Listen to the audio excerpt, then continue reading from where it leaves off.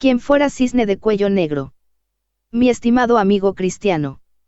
Presentaba hace tiempo una película en una reserva indígena, creo que era la primera vez en su historia. Con infinito asombro los indiecitos sentados en el suelo miraban las imágenes que se movían, hablaban y cantaban sobre la pared blanqueada. Después de unos minutos, un pequeño tuvo una idea original, se aproximó con cautela a la pared embrujada. Se subió a una silla, extendió cuanto pudo sus manitas e intentó aferrar a un personaje. Se miró las manos vacías, repitió el intento, volvió a mirarse las manos, y decepcionado bajó a sentarse en el suelo, nada.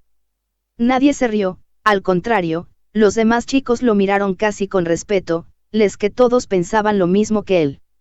Y en ese momento, a mí también me cruzó como un relámpago una idea, no estaremos los cristianos presentando frecuentemente así nuestro cristianismo, no estaremos cayendo en un cristianismo bidimensional, doctrina y culto que seduce en un primer momento, y decepciona luego cuando nos miramos las manos vacías, no le estará faltando a veces la tercera dimensión al mensaje cristiano.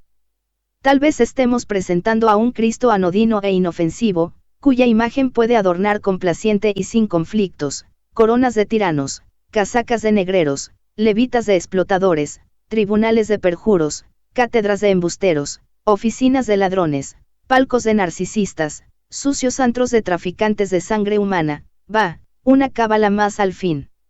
¿Cómo es, me preguntaba, que todo eso no arde, cuando, él, Cristo, vino a traer fuego a la tierra? Levítico 12:49. Porque el cortocircuito más grande de la historia, el del Calvario, no vuelve a repetirse hoy en el cristiano, ha perdido el cristianismo su primer potencial y es pura imagen. No lo puedo aceptar de ninguna forma, pero tampoco puedo librarme racionalmente de esta obsesión. Usted sí. Ayúdeme entonces, las estadísticas afirman que por el año 1900, los cristianos eran el 34% de la humanidad, el año 1955, ya eran solo el 31%, y para el año 2000 se estima que serán solo el 16%. ¿Qué pasa? En los Hechos de los Apóstoles a lo mejor hallemos una pista. Se insiste allí en que los discípulos se multiplicaban continuamente, Hecho de los Apóstoles 6:7, y allí mismo se afirma que los discípulos daban testimonio. Entre ellos no había necesitados. Hecho de los Apóstoles 4:33. ¿Quién sabe si hoy San Lucas no lo anotaría justamente al revés? Los discípulos merman sensiblemente, falta el testimonio, muchos de los discípulos padecen necesidad, y mientras otros disfrutan de todas las comodidades. Ese duro aforismo que solemos rechazar con desdén, el peor argumento contra el cristianismo, son los cristianos mismos, merecería más atención y análisis. Porque, por ejemplo, es realmente maravilloso lo que afirma San Juan, la prueba de que hemos pasado, los cristianos, de la muerte a la vida, es que amamos a nuestros hermanos, primera de Juan 3:14, pero, ¿en qué consiste precisamente ese amor, en su caso concreto, por ejemplo? Recuerdo todavía el entierro de un anciano mapuche, que fue siempre habilidoso y tenaz trabajador. Su hogar quedó con su muerte en un desamparo total hasta que lejanos y desconocidos amigos lo socorrieron. Nevaba incansablemente ese día, como para hacerlo todo más patético. Al pie de un robusto maitén habían abierto una fosa y allí se detuvo el cortejo. Abrí despacio el libro ritual y leí: recuerda, Señor, que somos polvo, y que el hombre es como la hierba y la flor del campo que se marchita. Atemorizado y avergonzado espero tu misericordia y pido perdón. Siguió una larga pausa, pero nadie se movió, tal vez reflexionábamos sorprendidos, sobre esas últimas palabras, pido perdón. Lógico que pidiera perdón, pero no habría correspondido que también nosotros los cristianos le pidiéramos perdón, a él y a su raza antes de enterrarlo. No tuve el coraje de hacerlo, o no supe cómo hacerlo. Pero recuerdo que me pareció violento y cruel que ese viejo indio muerto pidiera en público perdón por su vida oscura, pobre y laboriosa. Para los que lo conocíamos era algo así como si dijera: perdón, Señor, porque nací indio y no huinca. Perdón porque tuve 10 hijos y no solamente 2. Perdón porque no llegué nunca a ser dueño del pedazo de tierra en que nacieron mis abuelos. Perdón, Porque trabajé toda mi vida y no tuve nunca en mi rancho ni silla, ni mesa, ni plato, ni cama, ni baño, ni cocina. Perdón, porque dejo a mis hijos descalzos. Perdón, porque no aprendí ni letras ni oficio, y viví bruto como un buey. Perdón.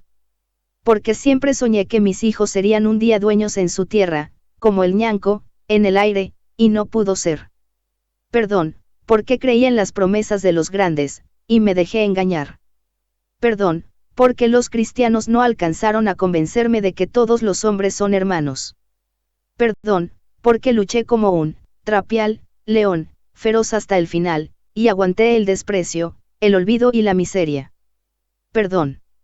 Porque hoy me entierran sin cajón, en un día de puelche y nieve, sin más cortejo que 3 mujeres, 2 hombres y 5 niños, con una vela apagada y una cruz de palo, mi zaino ensillado y 2 perros. Cerré el libro, y terminamos con unas oraciones convencionales.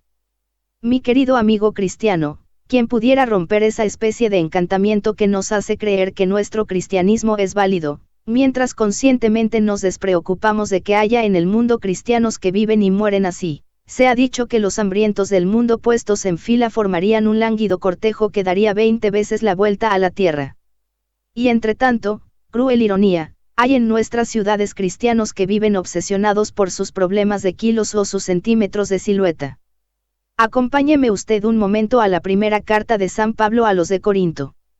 Ya podría yo hablar la lengua de los hombres y de los ángeles, podría tener toda la sabiduría y la ciencia del mundo, podría tener fe como para trasladar montañas.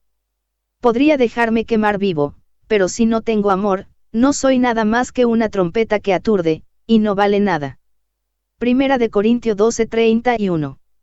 ¿Qué le parece? Ve que hay una diferencia sideral entre esa compasión especializada, que le hace lamentar la situación de sus hermanos, y el amor cristiano, cuya profundidad solo se colma con el sacrificio de la vida.